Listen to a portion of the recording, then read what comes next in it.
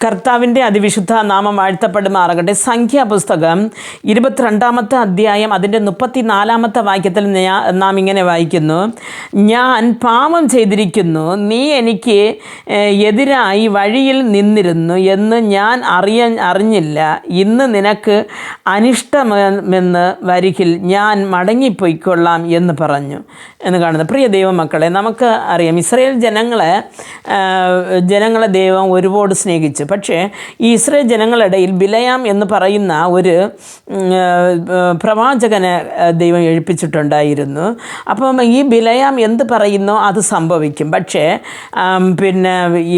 ഒരിക്കൽ ഈ ബാലക്ക് എന്ന് പറയുന്നവൻ ഈ ഇസ്രായേൽ ജനങ്ങളെ ശപിക്കുവാനായിട്ട് ഈ ദൈവത്തിൻ്റെ മനുഷ്യനായ ഈ പ്രവാചകനെ വിളിച്ചപ്പോഴവൻ ആദ്യം പറഞ്ഞു, ഞാൻ യഹോവയ്ക്ക് വിരോധമായിട്ട് ഒന്നും ചെയ്യത്തില്ല, ഞാൻ വരത്തില്ലെന്ന് തന്നെയാണ് പറഞ്ഞത്. അപ്പോൾ വീണ്ടും അവൻ അധിക ബഹുമാനങ്ങളെ കൊടുത്ത് വിളിച്ചപ്പോൾ ഇവൻ പോയി. അങ്ങനെ പോകുന്ന വഴിയിൽ ഉരിപ്പിടിച്ച വാളുമായി ഒരു ദൂതൻ ഇവർക്ക് എതിരെ നിന്നു. പക്ഷേ ഇത് ബിലയാമിൻ്റെ കണ്ണിൽ കണ്ടില്ല. പക്ഷേ കാണുന്നത് ആ കഴുത കാണുകയും ചെയ്തു. അവൻ വീഴുന്നു. അങ്ങനെ ദൈവത്തിൻ്റെ ദൂതൻ അവനോട് സംസാരിച്ചു. അപ്പോഴും പറയുന്നു, കർത്താവേ, ഞാൻ പാപം ചെയ്തിരിക്കുന്നു എന്ന്, ദൈവത്തിന് വിരോധമായി ഞാൻ ചെയ്തിരിക്കുന്നു എന്ന്. ഇന്ന് നമ്മുടെ സഭകളിലായാലും അല്ല വെളിയിലായാലും ദൈവമക്കളെന്ന് പറഞ്ഞിരിക്കുന്ന പ്രവാചകന്മാരായാലും പാസ്റ്റർമാരായാലും പ്രസംഗിക്കുന്നവരായാലും നമുക്ക് നേരായിട്ട് ചില ശാപ വാക്കുകൾ വിടുന്നുണ്ട്. അപ്പോൾ അങ്ങനെ ആ ഒരു ദൈവ മനുഷ്യൻ്റെ വായിൽ നിന്ന് ശാപമാണ് ഞാനിന്ന് അനുഭവിച്ചു കൊണ്ടിരിക്കുന്നതെന്ന് പറയുന്നത് ഞാൻ കേട്ടിട്ടുണ്ട്.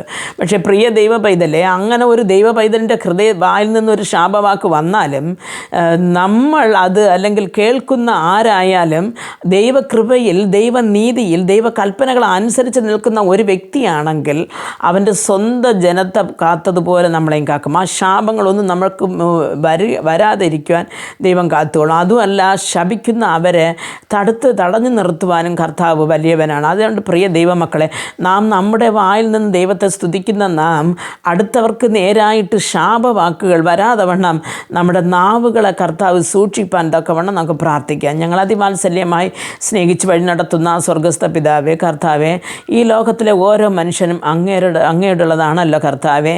ദൈവമേ, ഏത് സാഹചര്യത്തിലും ഈ കർത്താവേ ഞങ്ങളുടെ വാ തുറന്ന് കർത്താവെ അടുത്തവർക്ക് വിരോധമായി ഒരു ശാപവാക്കും വരാതെ വണ്ണം നമ്മുടെ നാവുകളെ അങ്ങ് നിയന്ത്രിക്കണമേ എന്ന് പ്രാർത്ഥിക്കുന്നു. ഈ ലോക ജീവിത ഓട്ടത്തിൽ കർത്താവെ തെറ്റുകളെയും കുറ്റങ്ങളെയും ക്ഷമിച്ച് ഞങ്ങളുടെ രാജ്യത്തിൽ വരുവോളം ഞങ്ങളെ കരം പിടിച്ച് നടത്തണമേ. യേശു ക്രിസ്തുവിൻ്റെ നാമത്തിൽ പ്രാർത്ഥിക്കുമ്പോൾ പ്രാർത്ഥന കൃപയോട് കേട്ട് മറുപടി നൽകി തരണം നല്ല പിതാവേ. ആമേൻ.